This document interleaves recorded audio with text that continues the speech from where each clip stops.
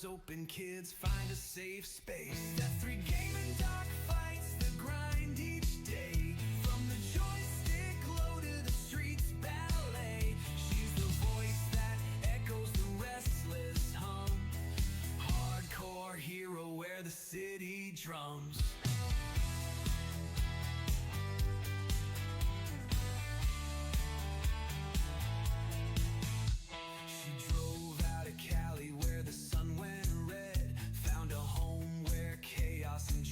Are bred. The city roars, but her wheels still roll. Streaming at night with a fierce heart soul. Th3 gaming doc fights the grind each day. From the joystick low to the streets ballet. She's the voice that echoes the restless hum. Hardcore hero where the city drums.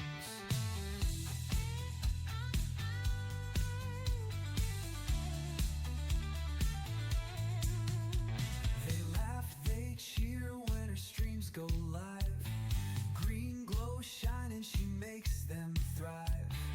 Kids in the morning don't see her night. She hides battles fought by screens, strange light. Driving their futures down bustling streets, filling small lives with the simple beats. She carries their dreams while chasing her own. Walking roads never leave her alone.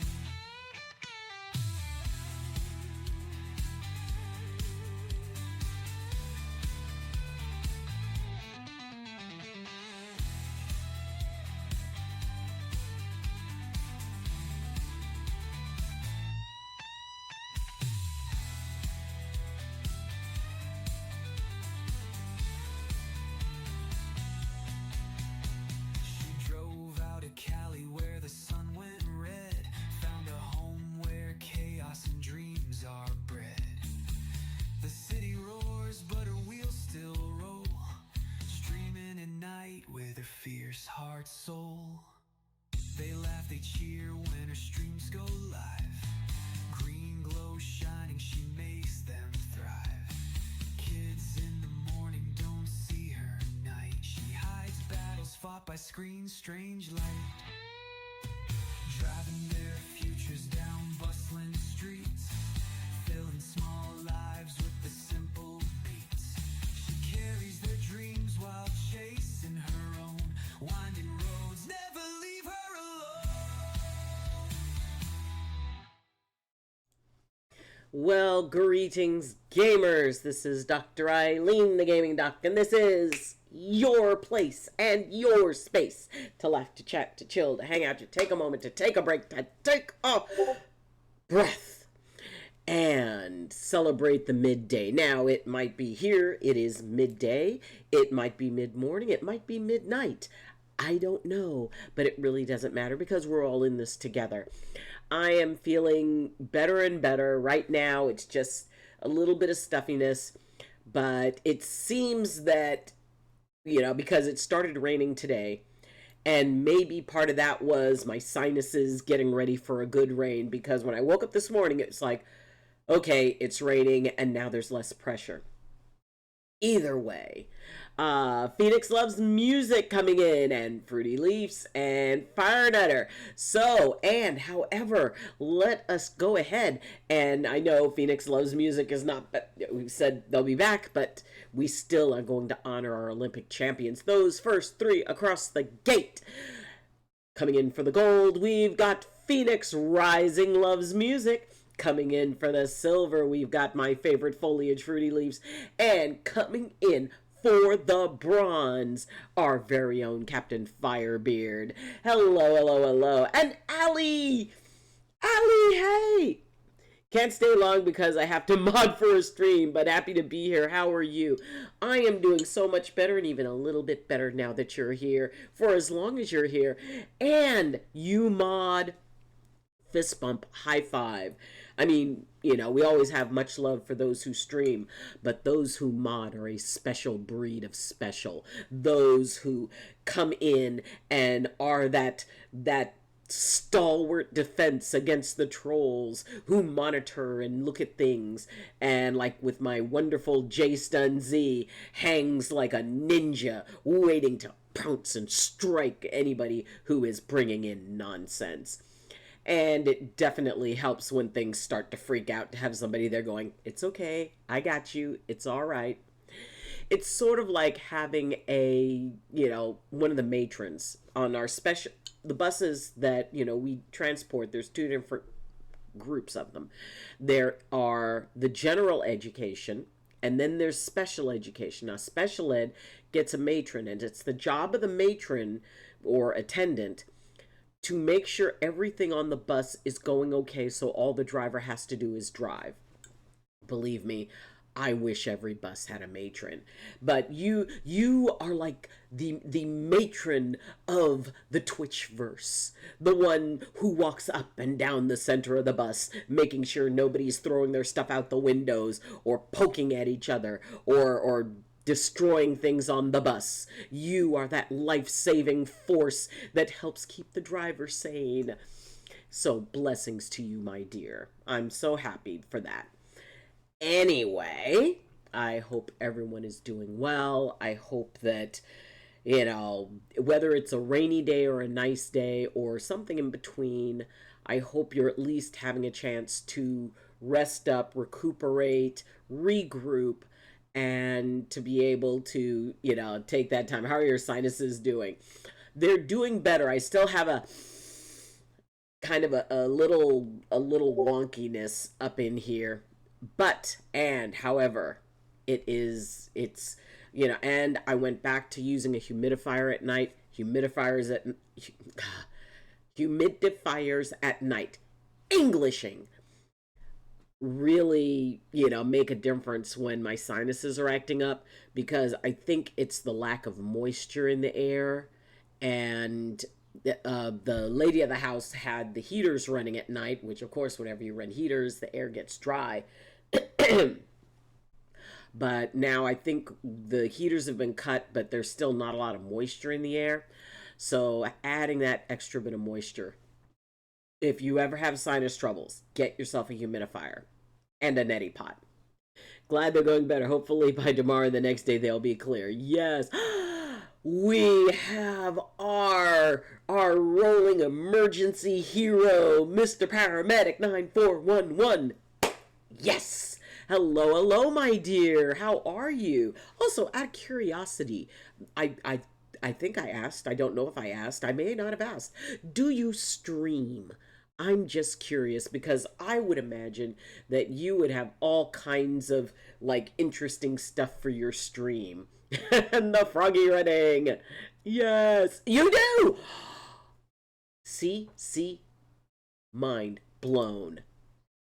Where's Mr. Paramedic? Mr. Paramedic! Hold on. We are going to go to... There it is! Mr. Paramedic. Oh, we've neglected to follow? How could I? We are following. Oh, wow. First off, very cool picture. And there goes the dogs. Oh, goodness. Oh, you do clips and stuff? Do you do what is it your favorite thing of doing videos is? Oh, can't wait to find out more. All right, everybody. You definitely want to go check out Mr. Englishing. Mr. Paramedic 9411. Yay! You can call me Kane. I'm a full-time firefighter paramedic just trying to live life. Live la vida loca. I do streaming for fun and to meet new people. Yes! Awesome sauce. And it is, and you're from Kansas City. Nice. First-person shooter games. Yeah, and play with viewers. Oh my goodness, that all looks so fun. Oh, goodness gracious, I'm a boring. No. I refuse to accept that. I would think that you would be an absolutely delightful streamer, because you're an absolute delight here. There you go. Anybody, and if you're watching this recording later, definitely go check out our wonderful Mr. Paramedic, who takes time out of what is probably a very busy schedule to entertain, to enlighten, to enrich. Yay. See, that's the thing. You cannot come to this stream without getting absolute encouragement. And, and so first person shooters, I mean, Call of Duty, I am a level 10. Try not to fawn.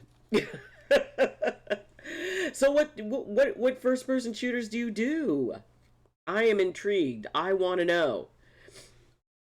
And hey, the rising tide raises all ships. And when people have a chance to, to share what they do and to go, hey, I'm doing a thing. And let us know the next time you are streaming, please, pretty please, with sugar on top. Or if you have blood sugar issues, blackstrap molasses. Fist bump high five if you're a fan of blackstrap molasses. It's got sulfur in it. It's an acquired taste, but once you acquire it, it's yummy. My youngest son got me this. I'm not responsible for what my face does when you talk. The reason he got this for me for Mother's Day, right as the COVID lockdowns were ending, and right as it was reaching a point where not everybody was having to wear masks all the time. And I had mentioned to him that I was going to have a little bit of a challenge because as long as I was wearing the mask, it's like, I'm looking at somebody and like this, and actually I'm doing. So I would have to learn all over again, to not have my face express what it is that I'm thinking. So he got me this. He's a sweetheart.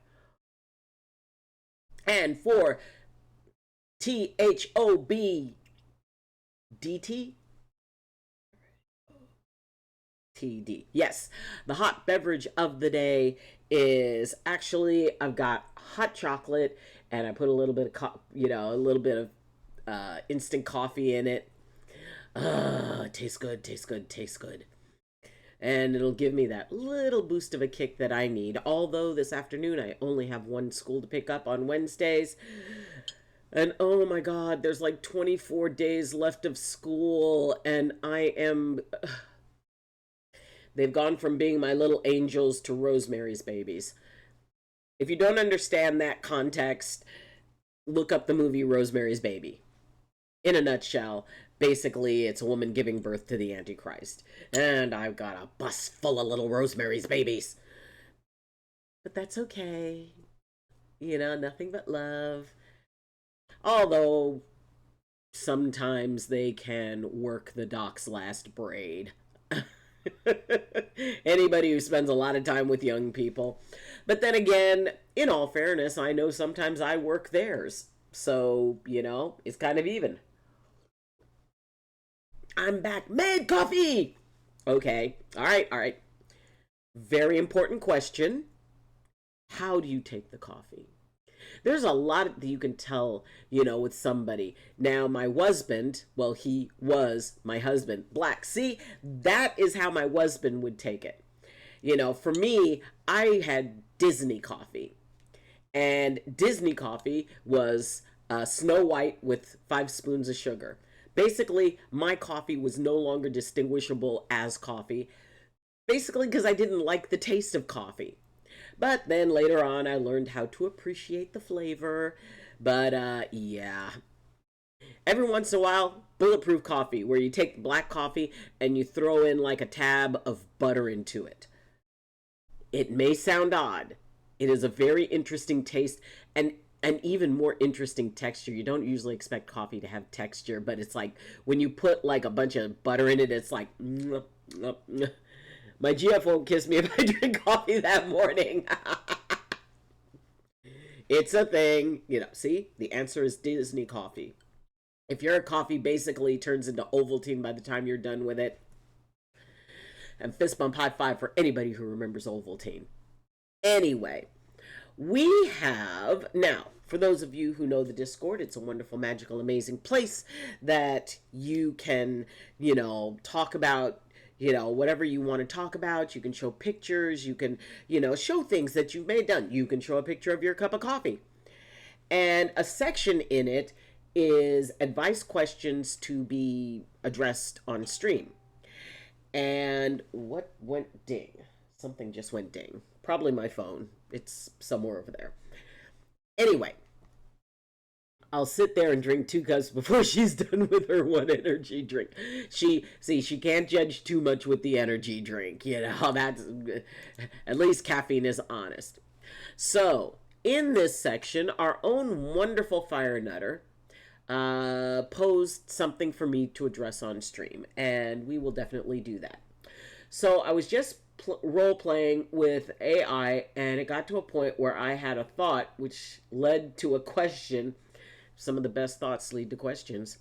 Where what if humanity got so bad there wasn't a choice but let AI rule us, while so far it hasn't, far as I know about, and either way it's a possibility. I figure it's better to ask this now than when stuck in that unpleasant brown creek without a paddle. And yes, over-reliance on a single tool is bad. It may be the only answer available if that does become a thing, as far as I know, because an answer is better than letting chaos unfold unanswered, because at least there's a level of choice in that, however limited by that scenario.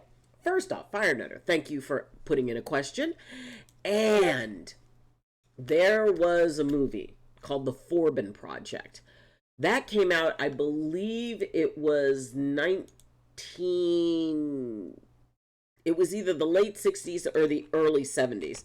Hold on, Forbin Project. Movie. Okay, The Forbin Project, or Colossus, The Forbin Project.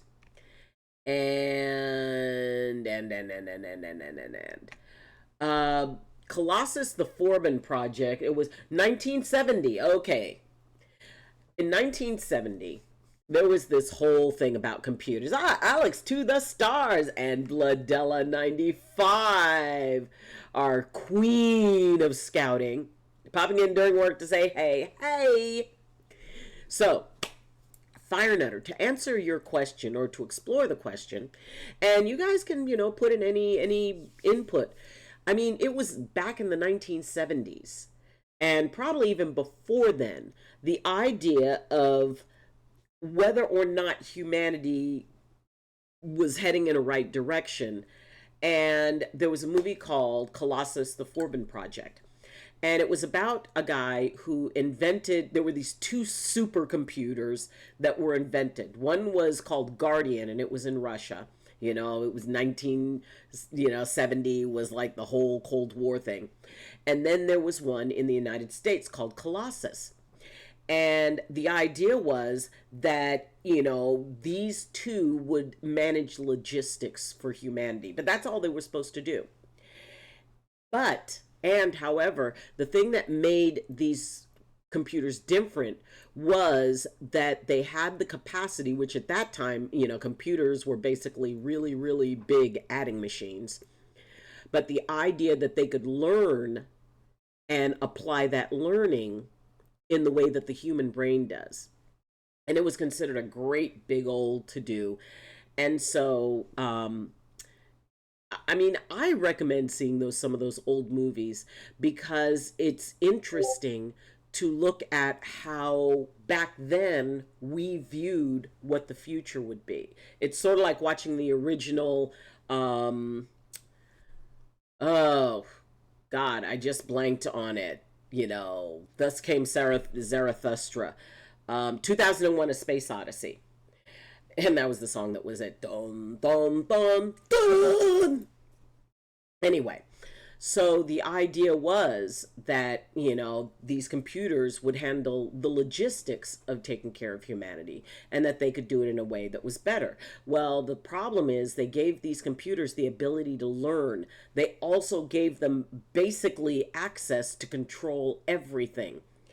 And they decided between the 2 computers, it's like, what, we've decided that from a logic-based viewpoint, humanity did not have what was necessary in order to survive on its own because it was far too erratic.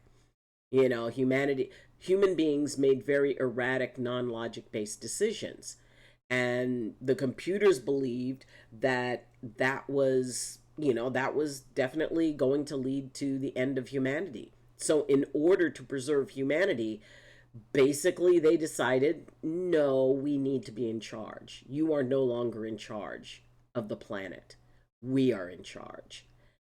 And it's like, the whole idea that humans reached a point where they were so proud of themselves for what they created, and then they created the thing that ended up going, you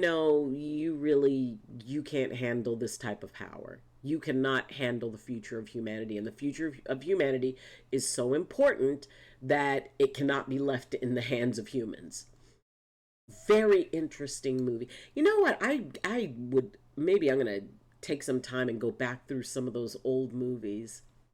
I mean, and so many of them related later.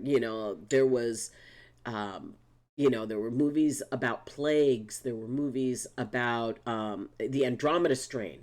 That was a movie about a plague that just ravaged the planet. And, watching my dad play Cult of the Lamb right now, I've even got that game downloaded.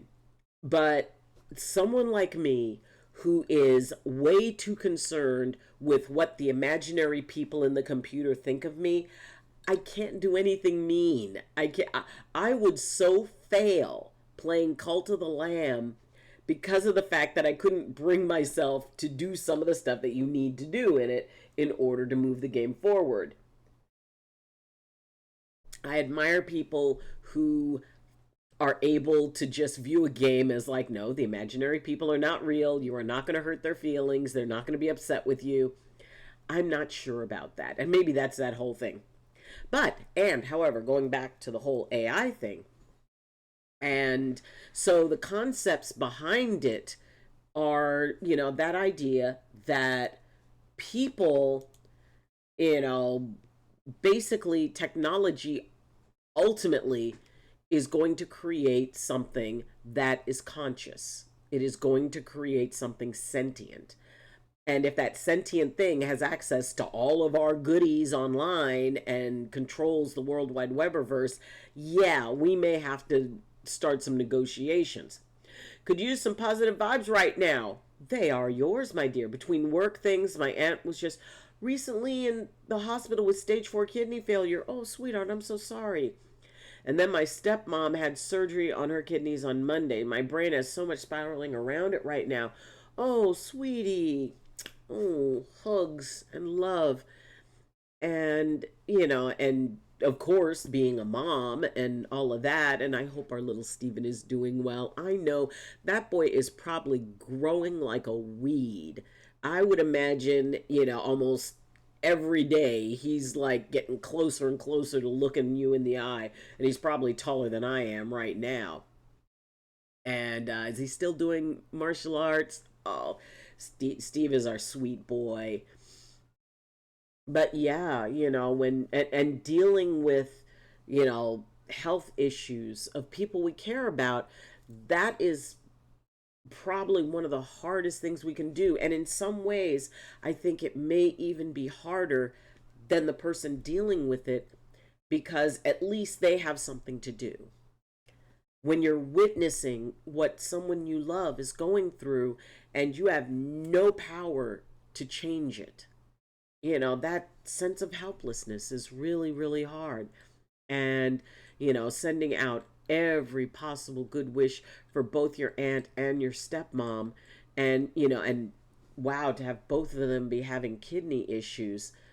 Yeah, I'm so sorry that your family's going through that. And, we had his IEP meeting for school on Monday. They're intervening quite a bit with his school. I take it that's a good thing, for them to be keeping track of things, making sure that, things are moving along. And the good part about that is making sure that stuff isn't falling through the cracks. Because once things start to fall through the cracks, then very important clues end up getting missed. And it is, it's really good that they're paying attention to it. I mean, yes, you got to balance that out because you don't want to irritate or alienate the school, while at the same time everybody needs to be doing their job. So, but yeah, he's I'm sure that, he's going to be doing absolutely great with it. And the idea that, you're having, to make sure that things are okay, because when, and especially when the elders in our family are going through stuff, it's almost like we view them as our grown-ups. I have very few people who I consider my grown-ups left. And, as I get older, so do they, and then, they pass on. And out of the uncles who I was very close to, my mom's brothers, there's only one left. And he is almost 100. And he is so sweet and so wonderful. And I know one day he's going to be back with my mom and his brothers and his parents and all of them. And while I will be happy for him to do that, he will be like my last grown up. And that can be really hard. He's getting roughly 2 hours and 45 minutes worth of help a day for school. Well, that's good. And Kimmy Beans coming in, showering jelly beans, and coming in with the southbound end of a northbound unicorn. Nice. So, being able to kind of find that eye of the storm, find that little balance point when you're dealing with, people who are dealing with health issues, and especially two separate types of things. It's about gaining information, not going with what you believe, but what you know. And the only way you can know is to, have those conversations like with the doctors, ask questions. And sometimes it's really hard to think up questions. And I remember when my mom was really sick, I would carry around a little flip pad, and if a question came to my mind, I would write it down so that the next time I took my mom to her appointment, I could say, "Oh, well, I had this question," or "Oh, I had this question." So, being able to get the brain to stop spiraling, in some ways it's taking it out of the right brain, the creative, the imaginative part, because that's the part where the feelings are, and moving over into the left brain, which is zeros and ones. It's logic, it is problem solution. And it doesn't go from that emotional viewpoint because, frankly, it has no need for that. There's a problem, there's a solution. You put together the pieces, you connect the dots. And sometimes that does allow us to kind of get the emotional part that, because the left brain deals with how, the mechanism. The right brain deals with why. And that's the part that our brains have a really hard time working around because we really never get an answer to that question. You know, why did that particular person leave me? Why did my job have to fall apart right at this point?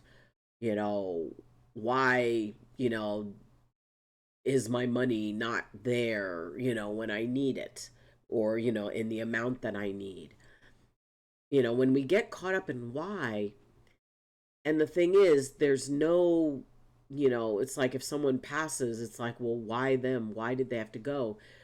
Even if you knew why, it wouldn't change that they were gone. And I mean, and sometimes we're just not meant to know the why. The best we can do is figure out how to manage that situation in the best way possible. And you're very smart, sweetie. You're very, very smart. and you have some amazing tools to problem solve. I mean, you're a mom, of course you do. So, it is that, that part of us where, yes, we get into our feels because we're scared. Being scared drives us out of logic into, stories, because then it just becomes a bigger and bigger story of what scares us. When we stop and go, okay, what do I know? Not what do I believe, or what am I guessing at, or what am I assuming? What do I know? I know I'm drinking hot chocolate with a little bit of instant coffee in it. I know that this this is a mouse. I know that I wear glasses. I know this is a comb. You know, what I believe, it's like I know that this is hot chocolate with a little bit of instant coffee, some whipping cream, and some sweetener.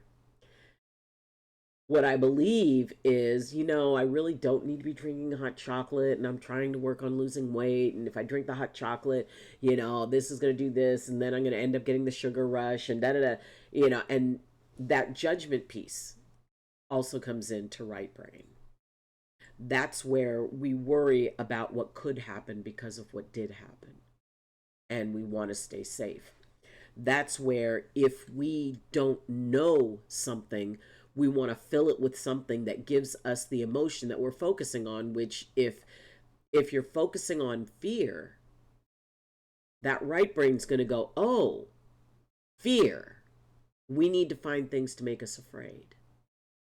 And you will start thinking up all the stories of what could be, what may happen. And honestly, to me, fear usually comes down to me worrying about what could happen based on what did. Well, this happened before, and I didn't like that. And so my brain will create a situation where it's like, and we're not going to put ourselves in that situation again. Now, are we? Even if it holds us back. It's all about feeling safe. And when the grown-ups in your life and the people who were the ones that you went to, when they are not able to do that, what that does is that goes after that inner child of ours who still sees them as the ones who take care of us. And if the ones who take care of us can't or become frail, it creates a tremendous insecurity. It creates apprehension. We start wondering what we can count on because they were there.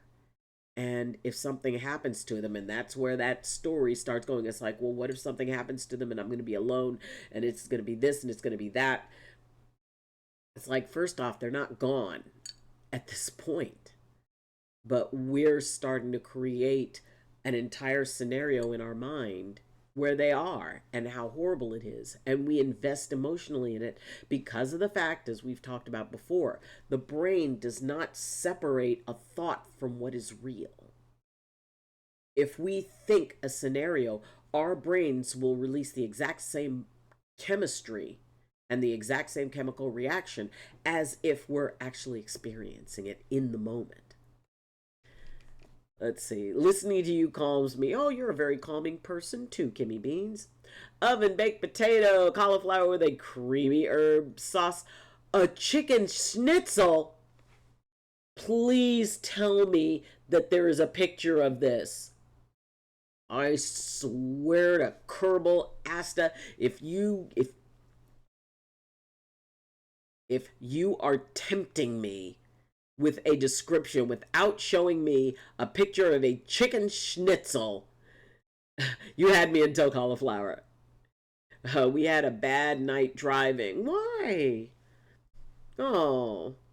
Okay, Doc, I have to prepare for a work call in about 25 minutes, trying to convince a lady to start a troop with her older daughters. Wish me luck. Sweetheart, you don't need luck. I mean, I'll wish it to you anyway. You've got something that's more important than luck. You really believe in this. And when you talk to her, about the idea of, what there is to gain, what it means to you. That was okay. I will share a story with you before you have to run. When my mother was little and she lived in the ghettos and in Detroit, and a lady came in and said she was going to start a Girl Scout troop. And she told the girls they each needed to save up so much money for their uniforms and their hats and their books and all this other stuff. And those girls bust their butts. I mean, they didn't make a whole lot of money. They saved pop bottles, they did chores, they did everything. And, their families pitched in and they each got the money that they needed. And the lady said, okay, let me collect all the money. And then next week I'll have everything here. And the woman ran away with the money. They never got their troop. They never got to be Girl Scouts. And that so affected my mother that she said if she ever had daughters, not only were they going to be in Scouts, she was going to be the leader to make sure that every girl had a chance. And if there were girls who were too poor to be able to afford stuff, my mom would back it up.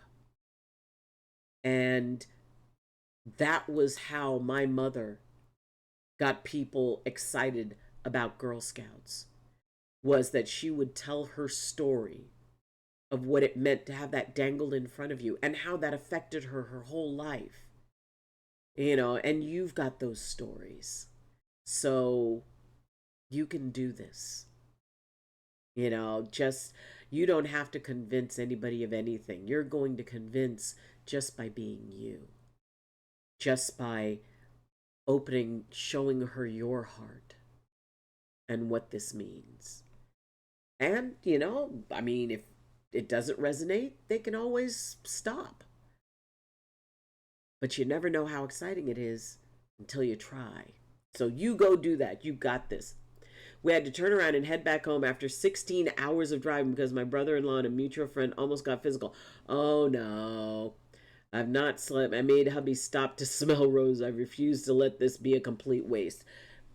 I mean, sometimes people's egos and attitudes. Well, Kimmy Beans, I am so sorry that interfered. And it just, I mean, and honestly, this is, while it's a pain in the butt, it is a wonderful lesson. And, and it's amazing how many times the universe gives us things that, when we think about it, it's like there's a lesson in this. There's a parable in this. There's a story in this. There's a gift in this. And when we actually look and we take it apart, that aha moment, that epiphany moment comes. And we realize without even getting to the place that we wanted to go, we ended up right where we needed to be. I'm sorry, it looked too good. Brain took over to devour the food. Asta! You know what? I am going to Google chicken schnitzel. That's it. That's it. You forced my hand. I am Googling chicken schnitzel. Chicken schnitzel. God, I'm glad autocorrect comes in. Oh, goodness gracious, great balls of fire. Okay. Chicken schnitzel. I mean, schnitzel just means breaded, right? Thank you for that, Doc. Hey, anytime, sweetie, and feel free to use the story. And that happened back in the 1940s, the early 1940s. And the lesson we learned, what it became, that driving force in my mother. That one day, even having never been a scout herself, she was going to have a troop. She was going to have us have that experience that she didn't have. And she made it happen the way that you always make things happen. Even when you don't know how, you find a way. Oh my God. I want some chicken schnitzel. There's a supposedly a Bavarian place that's here on Staten Island, and it's called Kilmeyer's. And I have talked to different people about it, and they keep saying, no, no, it's not good, it's not good. And there was a place back in California called Harry's Hofbrau. And that was like I mean, it had been there for probably close to between 40 and 50 years. And they closed down, and that was a place where you could get like the big turkey drumstick, and you could get the bratwurst and the knockwurst and the schnitzels. Everything was schnitzels. Oh, Jay has resubbed. Oh, for 51 months. Oh my gosh. Jay Stun Z, my OBJ Stun Zobi in all things computer and gaming and bus driving and cooking and pizza and all kinds of stuff, who is my dear friend, who is the king of New York, the reigning monarch of Staten Island, and I will hear no argument to the opposite, who I thought was sleeping. Am I being that loud? Oh, but either way, hey, Jay, Prince of Staten Island, that is right. He is the crown prince. Just woke up. Yes. Who was last seen playing Call of Duty Warzone? Yay. It's I mean, Staten Island is a very sweet place in a lot of ways.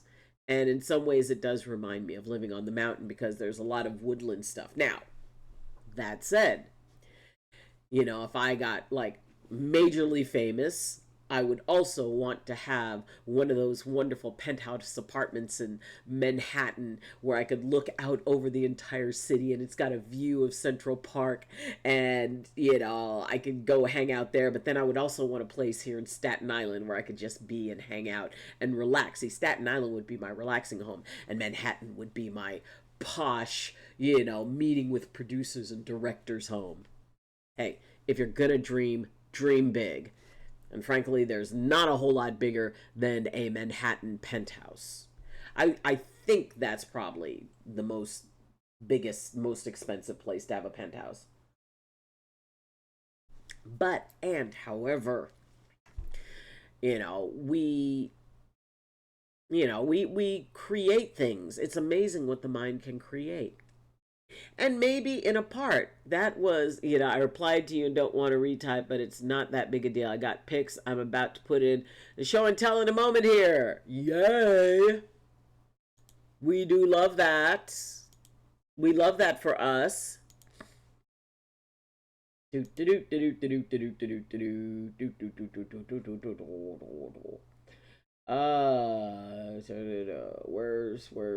show and tell? There's show and tell. We got the show and tell art from the 15th, so you're going to be posting up stuff. And yeah, it is when we consider the fact that, I mean, who knows what's going to happen. I'm kind of voting for the alien overlords to show up and claim the planet, and I will get to be in an intergalactic zoo. I could live with that. I could so live with that. I would be so happy with that. But, you never know what direction the world's going to take. And so for people who get very wrapped up in, oh my God, we're screwed, we're totally screwed. I mean, we might be, but then again, we might not. It's really hard to say, because there's an infinite number of possibilities in every choice we make. And when you add the choices of others, that, it's like, oh, okay, well, everybody's choices are all at work at the same time. That's something we have to remember, that it's not just our choices that affect our lives. Other people make choices that affect our lives. And being able to sit down and go, okay, these are my choices. I understand they could be affected by the choices of others. But no matter what their choices are, I still get to choose how I respond to it. That's my choice. Johnny, or Captain Johnny. Hello, hello, hello. How are you, my dear? What is up? What's the buzz? Tell me what's happening. I made the guys stop and smell the earth so as not to go home angry. Yes. Iron Eagle, my Eagle of Iron, picks in. I won't be streaming for a while. Oh, well, hopefully it's because you're taking a wonderful, amazing rest and you're making decisions about what you want your stream to be, and you're going to just take a little bit of a sabbatical. Hopefully, it's not anything technical, both probably mental and real wounds. Oh, sweetheart. In that case, I'm very, very, very proud of you. You are taking care of and attending to what it is that you need. And the thing is this is only going to make your return that much better. When, you know, I mean, I wasn't feeling well physically. So I decided it's like, no, I need to take some time. I need to take a step back. I need to regroup. And I think we all need to regroup every once in a while, sweetie. I'm enjoying Buzz right now. My vibrating elephant plushie. You go. Show and tell. Oh, we've got some pictures and show and tell. Oh, that's a cool looking bug. Oh, and we've got droplets. Ooh, a fern. Oh, there were so many where I used to live. It was called Fern Valley. And it was, oh, that is nice. That makes me think of Louisiana, floating on a little pirogue boat through the swamps. Fist bump, high five if you've ever been in a swamp. Swamps are the best. Swamps are awesome. I mean, and that's where I considered retiring. I'd want to retire and get one of those little houses that, because I mean, everything is on like acreage. And to have like, the little swamp nearby where I can just go. I mean, granted, swamps have gators, and you got to be careful about that. But oh, floating there is, to me, there's very little as peaceful as floating on one of those little flat boats through the swamp and just listening and feeling. I mean, it was sort of like that when I went to the Amazon. I mean, that on steroids. I mean, it wasn't just like the idea of a swamp in Louisiana. This was the Amazon. And to feel that, to experience it, to feel the Amazon all around you, the rainforest. That was absolutely amazing. Kimmy Beans, you're in a Waffle House. I love Waffle House. Oh my gosh, I love Waffle House. Waffle House is the bomb. When we were living in the South, it was Waffle House and Shoney's. Shoney's, which was the only place that had decent grits. Let's just say I got hurt in the line of duty. Oh, sweetheart, I'm so sorry. Last pick was 5 a.m. and there was mist in the valley. Nice. Oh, well, then you need to make sure that you are resting, that you are taking good care of yourself. And my dear Captain Johnny, always remember that you will feel better before you are better. So at the point when you feel like you can get back up and do things, give yourself another week. Because it can take a while for the body to be able to really kick in that healing process. And it takes a long time to heal. I mean, you can be up and moving around and all that, and you're still healing. But, and if there's some emotional pieces to it, and it's still wonderful to use this time to start, fleshing out your stream. Plan out what would be the perfect stream for you. Understanding that once you do that, you're going to think of all kinds of other new things. But, using this as a time to, to work your stream in your thoughts, to be able to go, okay, this is what I want. I want, you know, maybe an opening, intro video. And what do you want that to look like? And what will the music sound like? And, what would your schedule be? Thinking about, okay, if I were to set a schedule, what would be a schedule I could work at? You could start thinking about what would be a charity that I would love to go in with and, maybe raise money for a charity. I mean, there's so many things that you can flesh out in a stream without ever turning your computer on. And also, good advice, people, if you ever get shot at, don't stream or do stupid stuff. Just heal first. Yes. You did an 18-mile bike ride on Sunday? Fist bump high five, my eagle of iron calves. That takes some iron calves there to do that. Oh my God, if I biked for 18 miles, I gotta go. Mwah. You go and you take care and you rest up, sweetheart. We'll see you next time. I mean, if I could manage 9 miles out, I would have to stop then so I would have enough strength to bike back. I don't even know if I could do it that much. And I know people who, they routinely would, traverse California from the long direction. They start like, up at the northern border and head down and be able to, reach Tijuana. And it's like I don't even want to do something that feels good that much. I'm still kind of miffed. Fighting over stupid stuff ruined the trip down, so we stopped at Mammoth Cave Park. Well, that's cool. I mean, and the fact that the fact that it was a situation where there's an opportunity for growth. There's an opportunity for clarity. There's an opportunity to be able to use the tools of going to the natural world to be able to allow us to have the words we need to really talk about what is going on. I mean, it would be a curiosity, because the idea that, whatever it is that they're fighting over, it's real enough to them to fight.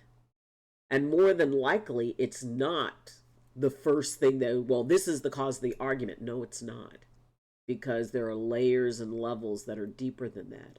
And it may be that having this fight means that there's an opportunity to go, okay, what are we really talking about here? What's really going on here?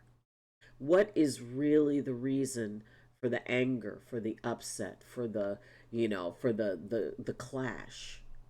What has the energy fired up? Both dudes were wrong. I kindly and calmly said to one of them, it finished a 20-year friendship over nothing worth fighting over. Yeah. Well, in that moment, they both considered it worth fighting over. I mean, it was, it's really weird that, it's like to end a friendship over something dumb. To me, that's exactly the same as ending a friendship over something important. Either way, the friendship ends. Now, maybe the friendship was meant to end. Everything has a lifespan. And maybe this was the thing that was meant to demonstrate that they had grown apart. That they weren't meant to, I mean, to be with someone or have somebody in your life for life. There's a saying that people are in our life for a reason, a season, or a lifetime. That last category is tremendously small. So, it really is, and maybe that friendship was only meant to last 20 years. And maybe it was looking for a reason. I mean, 20 years was how long my marriage lasted. And the reason, the initial surface reason, the first reason, wasn't the real reason.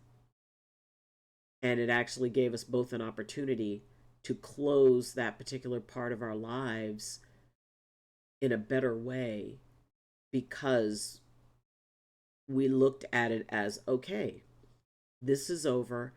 How do we make the best of it? How can we treat this with reverence? How can we manage this? Because it's over. It no take backsies. And and there have been a lot of times where I've had people who were in my life since I was very young, and it reached the point where it's like, you know what? Our spiritual contract is complete. We both gained from this and learned from this relationship as much as we were going to, and it ends. And sometimes people get back together. It was dumb. It was dumb to you, but not to them. Dude got lost, and brother-in-law flipped out over it. It was a lack of proper communication. Police got called over it, so we pulled dude out of the situation. No, sir, stop this fighting. Yep.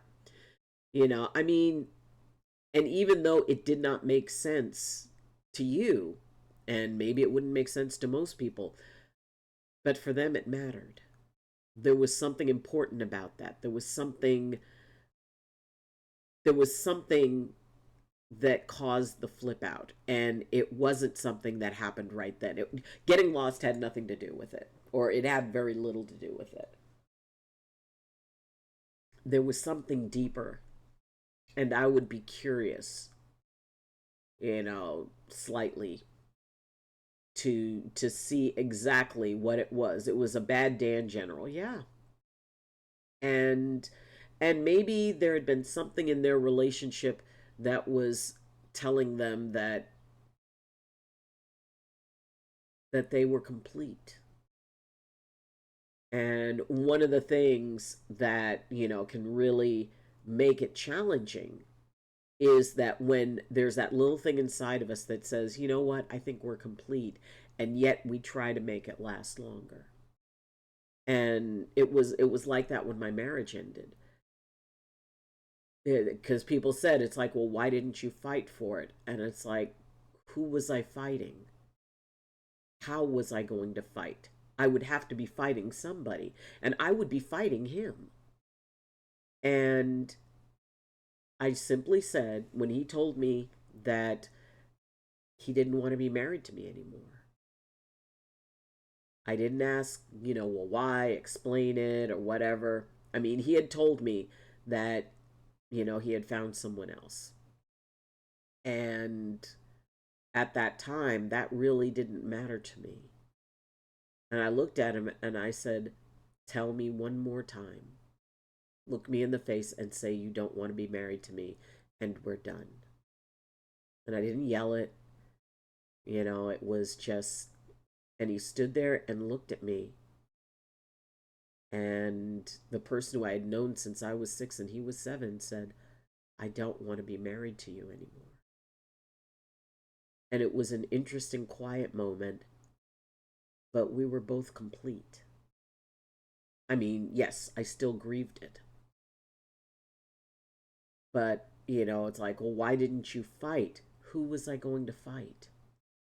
Because if we had stayed together beyond that point, beyond that moment of completion, if we had tried to stay together, both of us would have ended up miserable. We would have still parted, but it would have been in anger. To have a quiet, peaceful moment to go, you know what, we're done. And maybe a part of that is, we cannot stop that. We won't. He's deeply in mourning and in physical pain. Communication broke down. Dude agreed it was stupid. He apologized. Well, yeah, they can do that, but that doesn't mean that their agreement or their spiritual agreement is still there. And we never know when something is complete. And then, we consider, what are we attached to? We're attached to a story. I was attached to the story of living the rest of my life with a particular person. What? Hold on. It's in my pockets. What has it got in its pockets? Oh, hold on. Hello? Hello, Jose? Yeah, what? Richie? Yeah, yeah. You need it?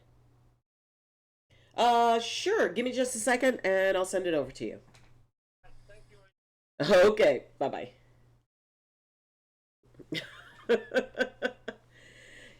Yep.